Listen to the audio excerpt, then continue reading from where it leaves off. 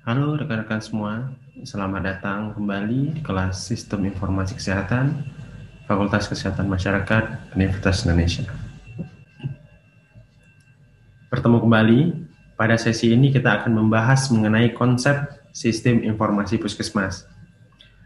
Kita akan melihat substansi apa saja yang diatur dan perlu dilaksanakan dalam Sistem Informasi Puskesmas. Pada prinsipnya, Sistem Informasi Puskesmas atau SIP ini merupakan ketentuan yang mengatur kegiatan pencatatan dan pelaporan terkait dengan aktivitas bisnis proses yang ada di Puskesmas. Kegiatan pencatatan merupakan serangkaian kegiatan untuk mendokumentasikan hasil pengamatan, pengukuran, dan atau penghitungan pada setiap langkah upaya kesehatan yang dilaksanakan Puskesmas. Sebagai contoh, misalnya, dokter melakukan pemeriksaan kepada pasien, melakukan pengukuran suhu tubuh, pengukuran tekanan darah. Nah, hal ini harus dicatat sebagai bisnis proses dari upaya kesehatan yang dilakukan oleh Puskesmas. Nah, sedangkan kegiatan pelaporan merupakan penyampaian data terpilah dari hasil pencatatan kepada pihak terkait sesuai dengan tujuan dan kebutuhan yang telah ditentukan. Jadi, pada prinsipnya, seluruh kegiatan yang dilaksanakan sejalan dengan bisnis proses Puskesmas harus tercatat sebagai bentuk dokumentasi, akuntabilitas, dan transparansi. Namun tidak semuanya harus dilaporkan. Yang dilaporkan cukup yang menjadi indikator-indikator penting saja. Sebagai contoh perjalanan ambulan, kemana jalannya ambulan. Nah, hal ini harus tercatat, namun tidak perlu dilaporkan secara berjenjang ke pusat. Cukup sampai di manajemen Puskesmas saja sebagai bahan evaluasi, akuntabilitas, dan dokumentasi. Nah, yang dimaksud laporan di sini adalah indikator-indikator program kesehatan yang telah ditetapkan untuk dipantau secara terus-menerus untuk perbaikan program dan kebijakan, baik secara lokal maupun tingkup nasional. Secara keseluruhan, sistem informasi Puskesmas itu mengatur data dan informasi yang dicatat. Paling tidak terdapat 5 sumber utama kegiatan kesehatan pelaporan yang menjadi bagian dari sistem informasi Puskesmas ini. Yang pertama yaitu pencatatan dan pelaporan kegiatan Puskesmas dan jaringannya. Nah, apa itu jaringan Puskesmas? Jaringan Puskesmas di sini adalah entitas atau unit pelaksana teknis pelayanan kesehatan yang berada di bawah koordinasi Puskesmas, seperti Puskesmas keliling, Puskesmas pembantu, dan bidan desa. Yang kedua, pencatatan dan pelaporan Puskesmas beserta jaringannya yang termasuk juga pelaporan ranah keuangan. Yang ketiga, melaporkan kegiatan survei lapangan. Jadi dalam sistem informasi Puskesmas ini mengamanatkan juga bahwa Puskesmas jika memiliki kegiatan survei lapangan, hal ini juga harus dilaporkan. Yang keempat, laporan yang bersumber dari lintas sektor, misalnya data demografi wilayah kerja, data kependudukan. Nah, yang kelima, laporan dari jejaring. Nah, apa yang dimaksud dengan jejaring? Jejaring Puskesmas yang dimaksud di sini adalah rumah sakit, klinik, apotek, laboratorium, dan fasilitas kesehatan lainnya.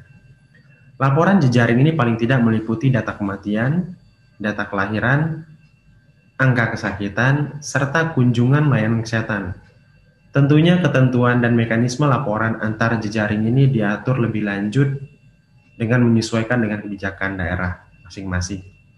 Baik, pada bagian sebelumnya kita melihat sistem informasi Puskesmas dari sumber pencatatan pelaporan.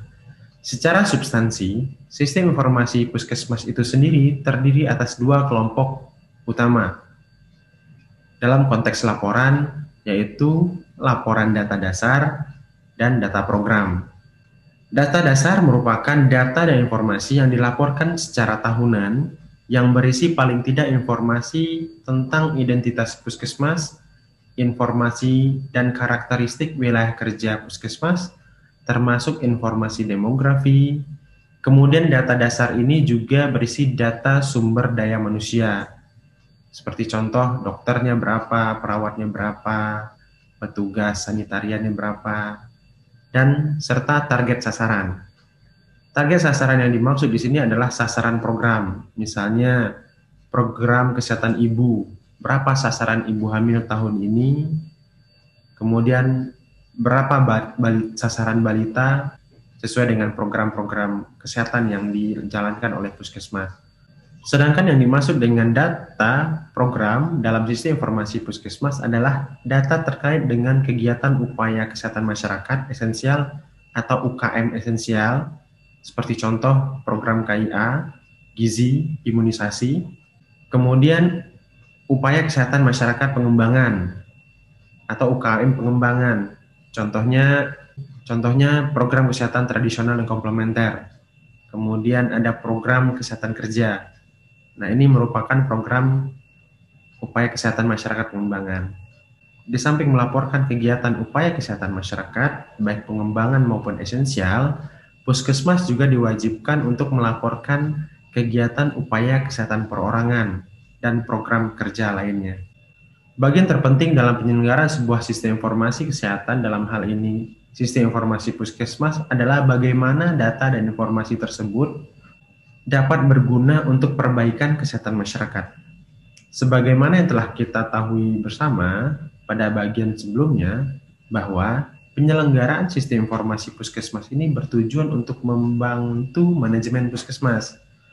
Data dan informasi dari SIP ini akan digunakan untuk perencanaan, pelaksanaan program, pengawasan dan pengendalian, serta penilaian kinerja puskesmas. Selain untuk membantu manajemen, SIP ini juga menjadi sarana surveillance yang akan dimanfaatkan untuk deteksi wabah atau kejadian luar biasa.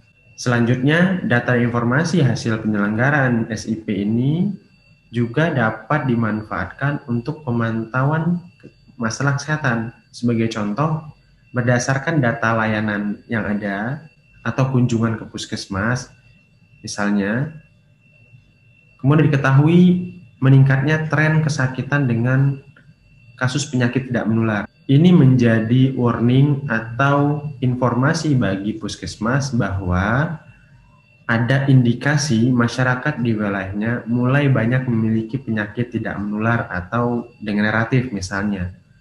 Tentunya puskesmas akan mengambil kebijakan atau langkah tertentu dalam bentuk program preventif tentunya puskesmas akan mengambil kebijakan atau langkah-langkah tertentu terkait dengan program preventif apa yang perlu diperkuat. Lebih lanjut, data dan informasi dari sistem informasi puskesmas ini berguna untuk menyusun profil kesehatan dan sebagai bagian dalam membangun informasi atau profil kesehatan nasional. Data dan informasi dilaporkan secara berjenjang dengan mekanisme tertentu.